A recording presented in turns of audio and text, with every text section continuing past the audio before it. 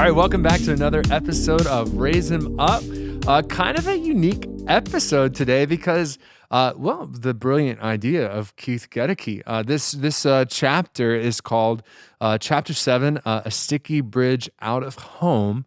And while we're going to reflect on this in somewhat of a shorter episode today, it's all about that transition from high school to college. And we realize we have an opportunity to be able to actually talk to kids that are in this boat, okay? So guys that are out of, and girls that are out of college. And so we're going to talk about this chapter, but then we also have, this is kind of a part A, and there will be a part B that is actually getting that opportunity to hear from college students and their perspectives. And I'm so excited for that and for that opportunity.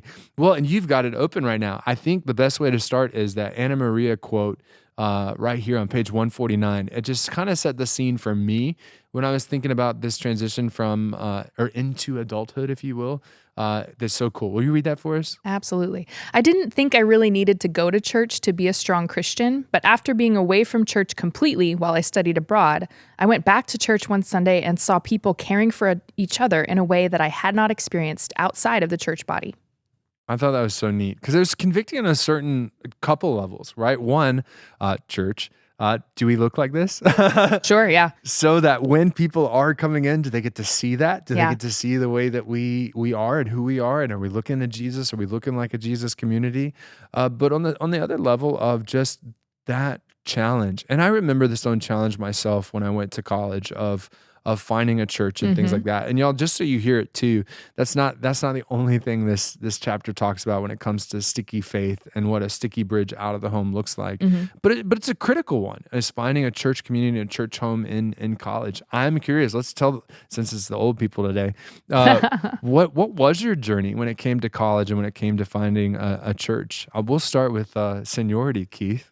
Well, thank you. Well, I went to Concordia, Austin, and it was a different campus than it is now, and it was right next to a church. Oh, okay. Very traditional, so you always had that option. And as it was very traditional, and this is back in the days when contemporary, I don't even know if they use that word anymore, but there was just more younger churches, younger pastors maybe that were somewhat more appealing, but you had to get up and go to those. So we always had the fallback of the traditional or the contemporary, but it really was just finding your niche and a group of other people to go and worship with. Yes. It's always my family when I was here at Trinity when I was a youth, but then all of a sudden I found myself like, who am I going to go to church with?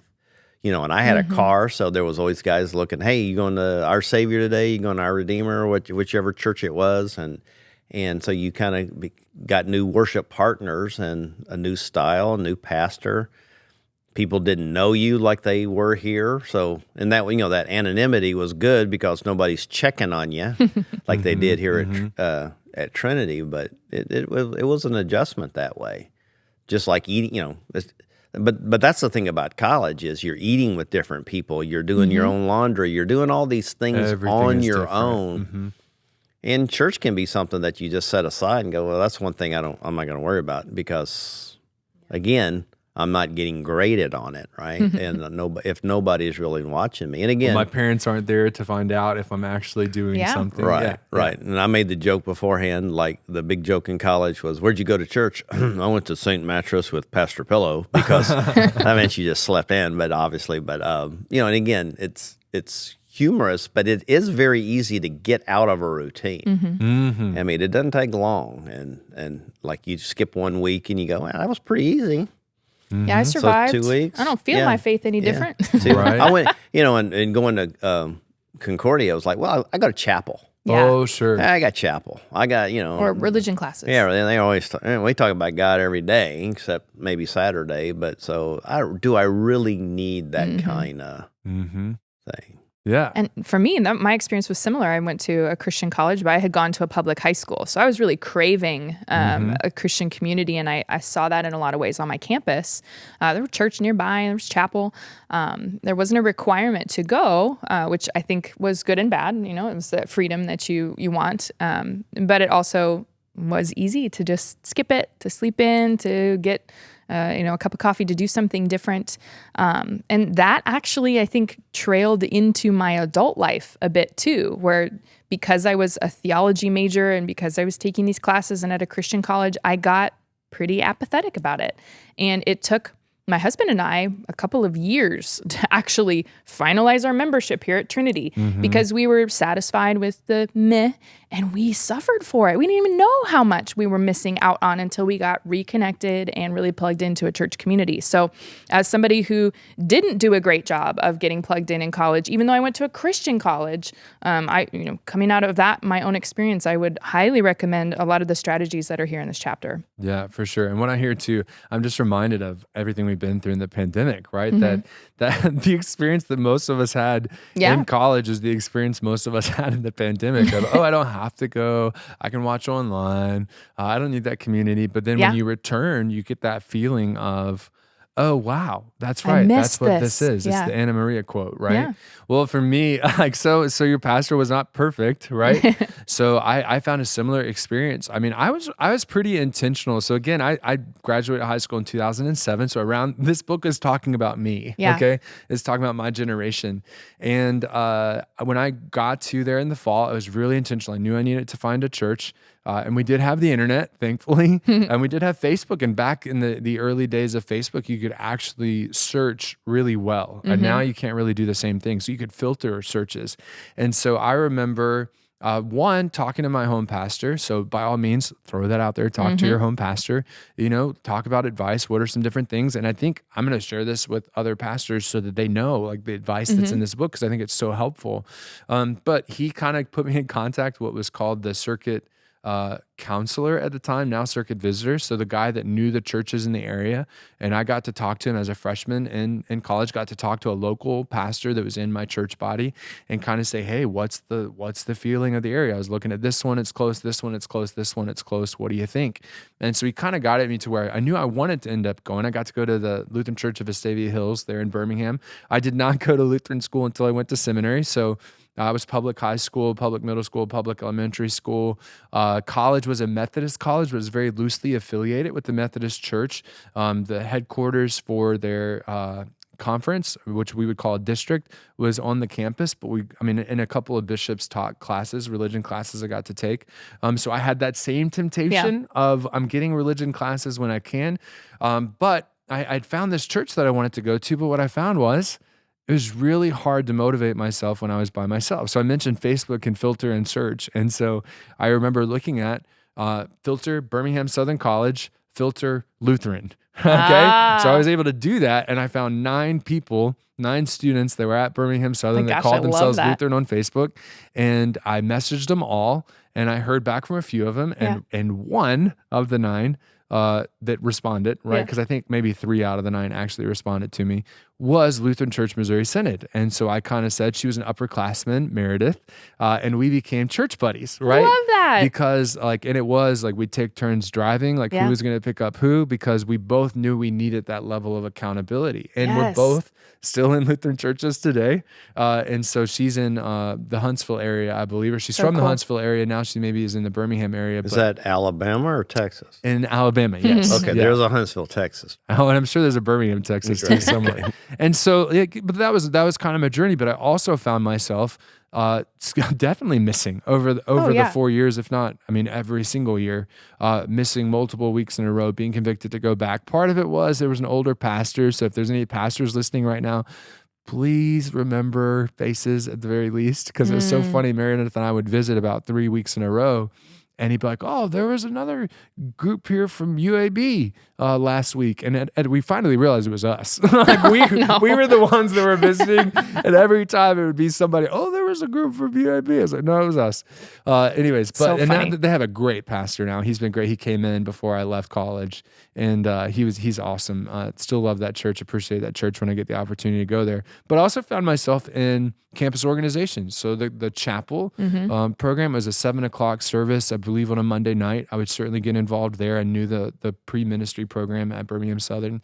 And so that was a helpful place for me to be, found friends that were like-minded and wanting to pursue church work. So that was good. I also, my first year, really got involved in the big campus ministry. It was RUF, Reformed University Fellowship, which I ended up going in the spring to a conference with them. And that's when I learned they were Presbyterian. And I was like, oh, I had no idea. Because I had to ask the leader. I was like, they keep saying PCA, UPCS.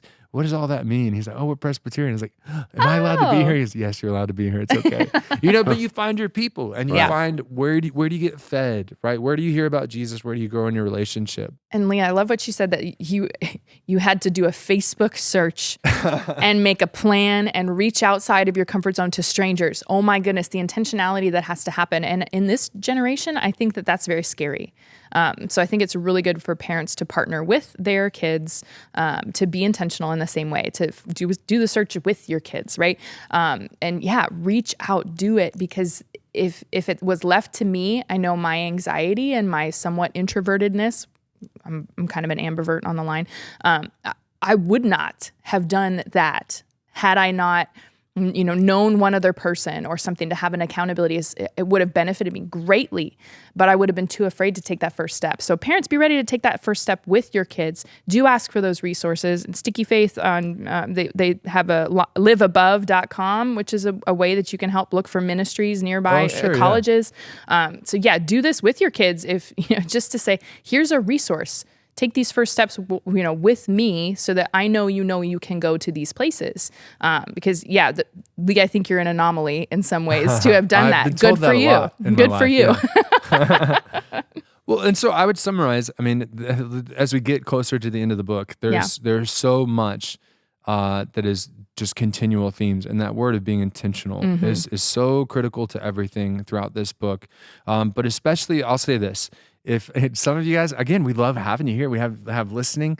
Some of you guys are reading along with us, not reading along with us. I would say, parents, if you're a parent of a current college student, or if you've got a college student about to be on the way, so if you have a junior or senior in high school, get Sticky Faith just so you can read chapter 7. It is chocked full of practical advice that you can take into account as you kind of go through. And so really and truly, that's where, again, we could talk all we want. I'm so excited for the opportunity. We're going to have to talk with college students about kind of their perspective of what this says, so that you can see, you can hear from college students what is helpful, what could be used. But just kind of, we'll start with some basics of what it kind of said, some pieces of advice, nothing that's going to surprise us as we walk in, and then kind of walk into that prepping your kid mentality, which was just a great end to the chapter there around page 161 and things like that. But some of the biggest things that it reinforced was that idea of trusting God, right? Ultimately, you're trusting God with your kid. It's not a secret. It's not something new. If you've been listening along with us, how important that is. And along with that, and let's talk about this. Let's pause on this one. Letting your child know unconditional love was a critical key piece as they transition into college. Talk about why that's so important. What did you hear in the chapter? What have you seen? When you think about people that transition into college, why is unconditional love so important for you to show to your kid? Well, I don't think guilt works as much. Exactly. Guilt is something you can always, you should be going to church. Well, yeah, okay, I should be going to church, but do I feel a need for church? And, regardless of how sticky their faith is at a certain time or unsticky it is, God's always there for them, and God never changes.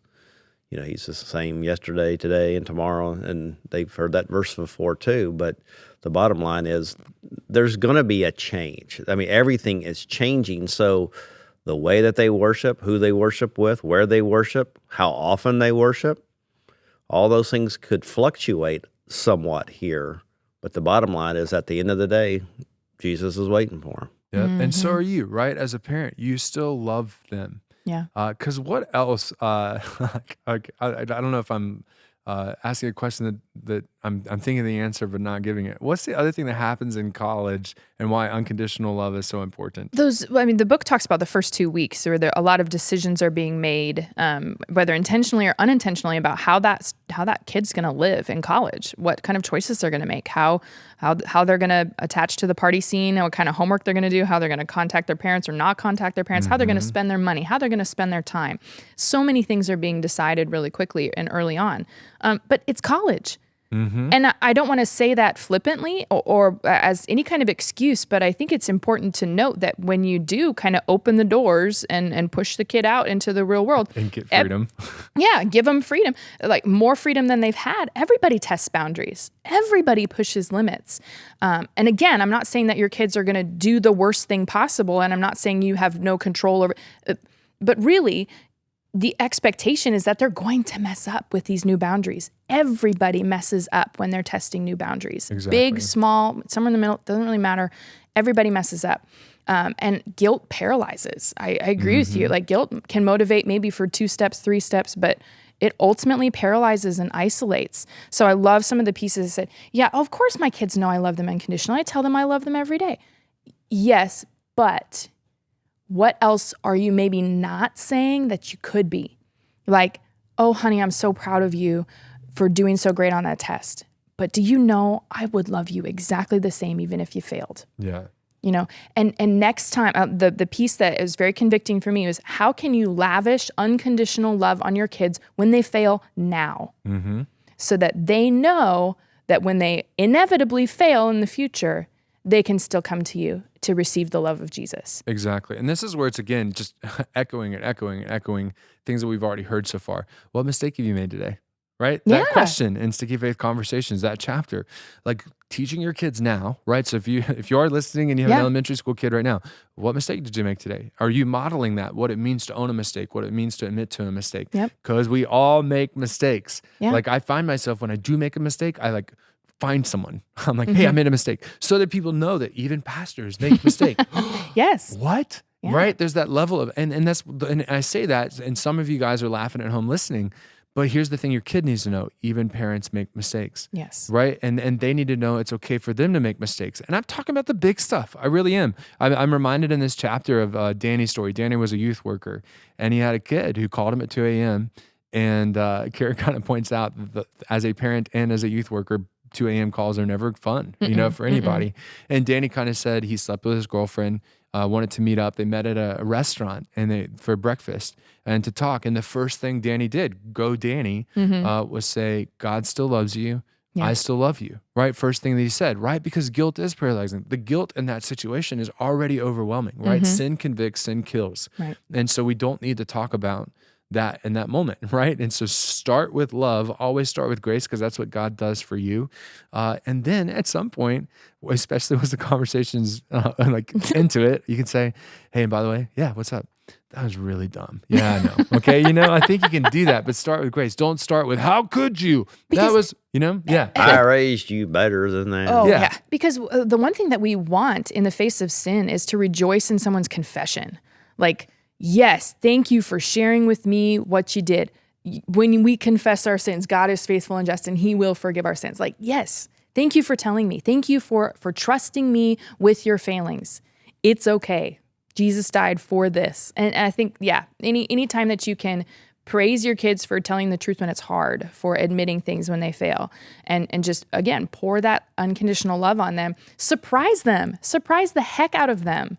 Because the whole world is ready to crush them for their failures. But that's not the posture Jesus has toward us. And so it doesn't have to be our posture either. Yeah. And how do you deal with failures now? So your kid doesn't pass that 7th grade science test.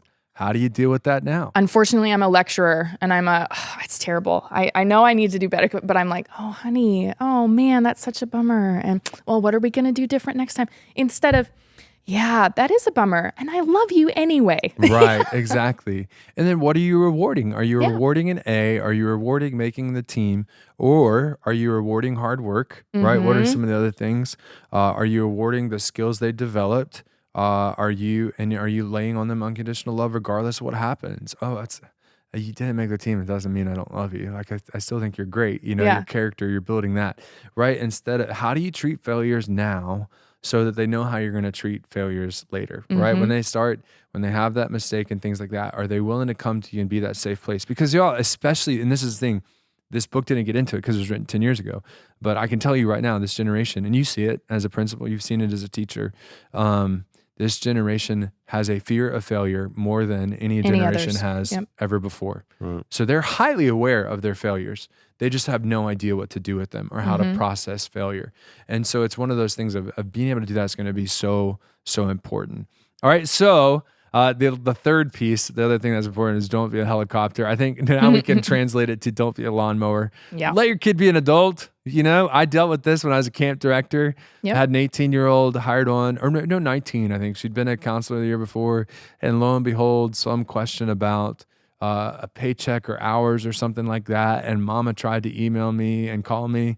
And I was 22, I was 23. And I was like, I'm sorry, your daughter's 19. She's an adult. I can't talk to you about this. Yeah, you know, yeah. like if she was a minor, I totally understand this, but I can't talk to you about this. She can come and talk to me about this because there's a level too of your kid needs to learn. And I wasn't even thinking of that way. I was just seriously thinking legally, I can't talk to you about this because like this is an adult and this is their business. So talk about briefly that importance of not helicoptering, you're smiling. I'm so excited what you have to say. I mean, there was, I had 3 kids through college and you know what? You cannot find out what grades they make.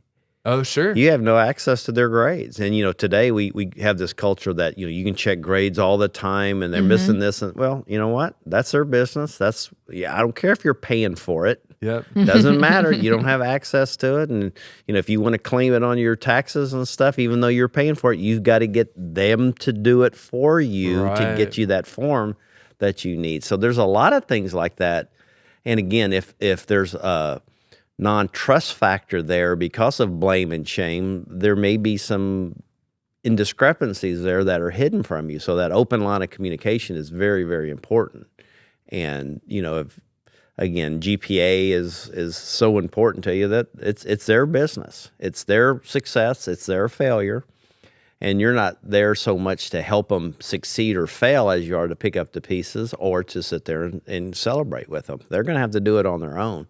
Just like, I hope you don't plan on going to their first job interview with them either. Oh, please don't. Please don't. Please don't. Oh, right, man. right. But there's stories out there like that. And it's, you got to push the bird out of the nest. And if you raise them right, raise them up, they'll be fine. They'll be Raise all right. them up. I like that. That should be the name of a podcast. It ought to be. I think I coined that. But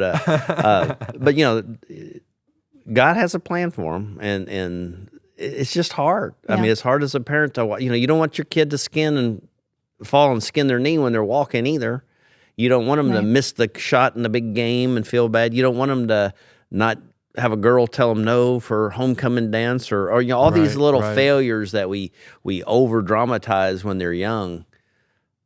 They're still going to be there in college, and there's going to be times when you can't be there to hold their hand, even if you get a phone call, but you're not there. And I know me, I celebrated beginning college, being away from my family because it was just fun times. But I always missed them Sunday after church. Oh, sure. Because that was our family meal. Ritual. More freedom. All your friends are still asleep. Yeah. But I mean, we always had one meal on that day, and I just always remember like calling during that time with something called this. I did the same I don't know if thing. you It's so understand funny. this terminology, Pastor Lee. It was called a payphone. Oh, my. But see, wow. I would go to a payphone and call my family and reconnect with them. And again, today that's not going to be a problem because you're going to connect every day, but you may even have to spend a day without getting a text or a phone call or something from your own child. I mean, it's going to be amazing when you have that day like, I didn't hear from them. I hope they're okay. Right.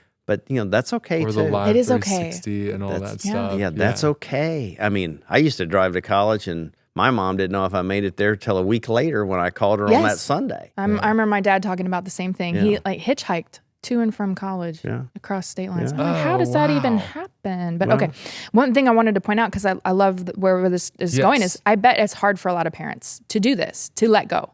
Because I think that in this current generation, we all have probably some parenting issues. We look at our parents and we say, I want to do things differently. Or, maybe you have a situation where you don't want to be the disconnected parent. You want to be close to your kids in a way that your parents were not close to you, or whatever the reason. Maybe you're struggling. How do I make this a healthy transition? And how do I start to let go?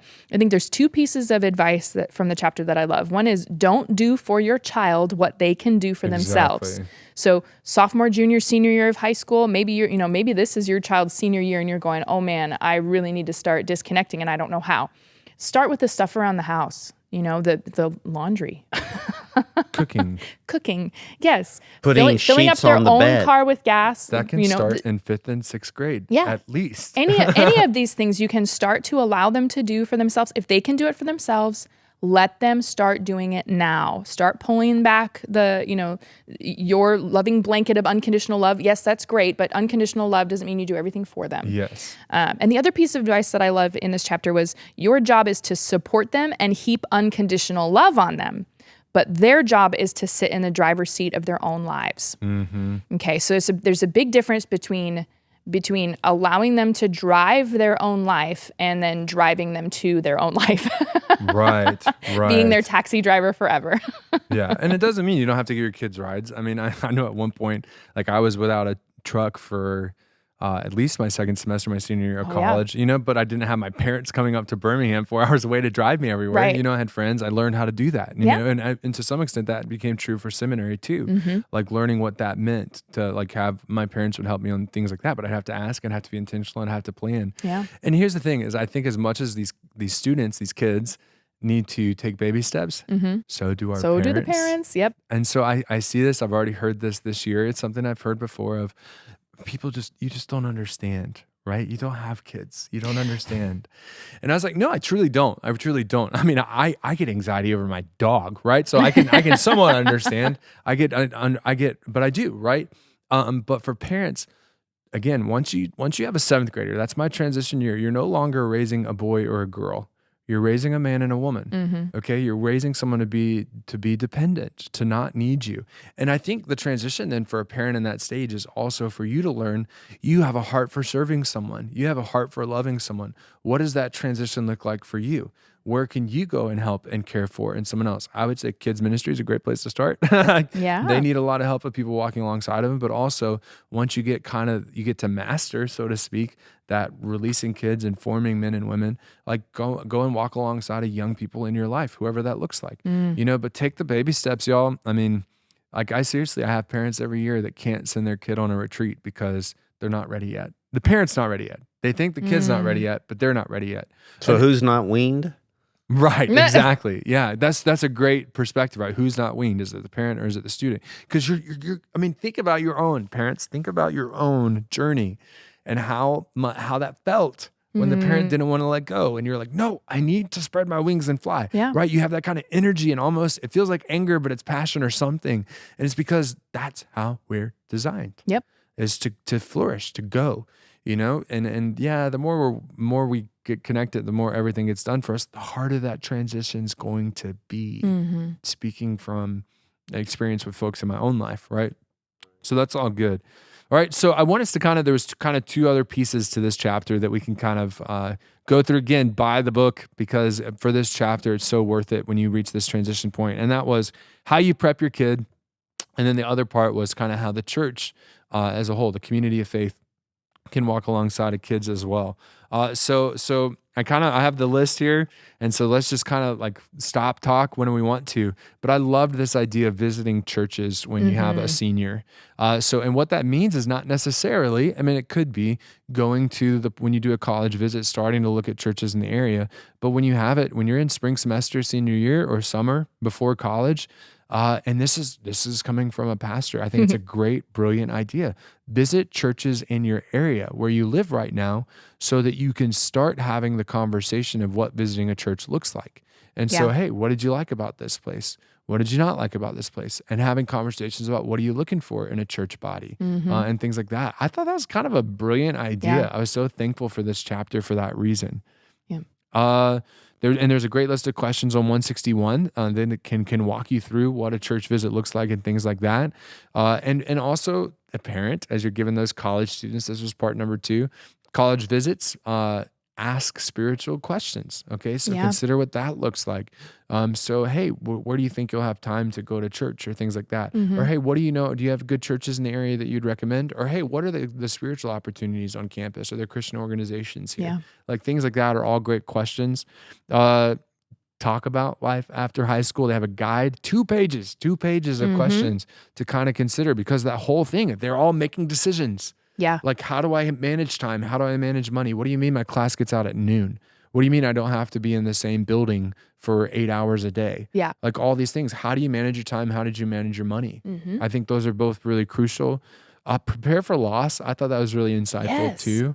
Oh, Yeah, unpack definitely. that. I love that. It talked about a bunch of different levels of loss. Like, oh man, I lost my cell phone, and that sucks. And yeah, you can be upset about that. But then also just like the loss of the previous chapter in your life, the fact that you're no longer a high school student, and that feels different. The loss of like your bedroom. Maybe your parents turned it into to that in-home gym they've been talking about for years. But yeah, just all of those different levels of loss, the things that you will experience when you experience change. You have a period of grieving. Even though there's so many great things about college, it's normal and it's good for you to work through some of those emotions and just to let your students know, yeah, it's normal. It's typical for you to feel a sense of loss, even though there's great things happening in college, but you're mourning what is done, and that's your life up to this point. And I'm recognizing a blind spot that I've had in this whole conversation, right?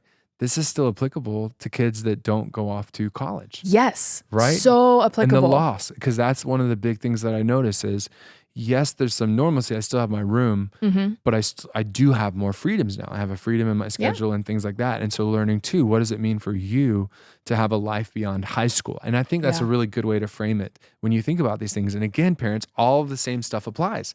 Like don't helicopter, give them unconditional love, right? Allow them to make mistakes and things like that, and trust God ultimately with your kid. They're becoming a man or a woman, right? And so that's really important for you to acknowledge in this period too. So yeah, thank you for unpacking that, because it triggered that for me when we think about that. The 2-week plan, I think particularly for those going to college though, but even those journeying into adulthood, talking about the first 2 weeks of whatever it is. Moving out or wherever you're headed. What's the plan? They have a great page 165 game plan for that. What does that look like? What does a 2-week plan look like?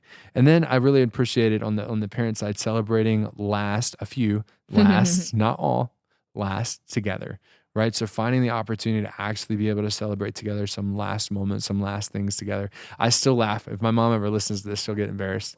But my summer, I tell every high school senior this as they're thinking about college. The summer before I went to college, my mom was so mean to me. What? So mean. I worked at camp, right? So I'm a camp guy. I was a camp counselor. I loved it. I was finally a camp counselor. And I spent so much time up at camp, as I had done as a junior counselor, counselor assistant in the summers before. But this summer, mom was furious because I would come home exhausted and I would sleep. And I would spend time talking with people, because to me, I was leaving these people, even though it's funny, I would be back the next year, things like that. But I was leaving these people. And so I was spending so much time with them, having fun. And I also had this tension of this group of friends in high school that I had, but I never spent enough time with. So I was spending time with them that summer. Also the friends that I had spent so much time with. I was trying to balance every little thing. And I would come home and mom was furious at me every single time. Okay. So funny. Fast forward to, I am packing for college, okay? Finally have the truck packed. And I say, all right, I'm ready. Mom starts bawling. Oh my god. Crying. And I'm the tallest in my family. So she is like crying into my chest. And she's like, I am so sorry. I've been so mean to you. I'm just not used to the fact that you're actually leaving and going. and like I had So this cute. big sigh of relief. I thought I had done something wrong, all this other stuff. And when I finally said, okay, I'm ready, that's when it all came unglued. And I was like, man, you have a tough way of showing your love, mom. So yeah, that whole celebrating the last together. And so students, that's important for you too. Your parents are going to be mourning. Parents, you got to prep yourself for what empty nester feels like, or that transition looks like too. They had great ideas on the church side of things.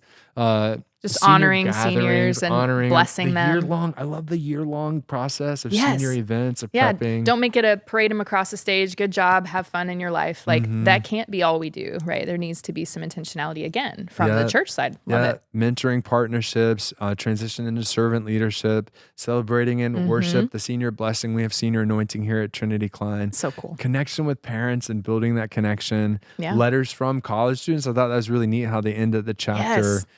And I'm like, all these are great ideas that I'm like, okay, I get to talk with our group here at Trinity Klein and say, okay, how can we incorporate some of this? And if any of this excites you, especially if you're an empty nester that's hearing this and you're looking at this, I mean, talk to us, ask us questions and say, maybe, hopefully this is my favorite question. How can I help?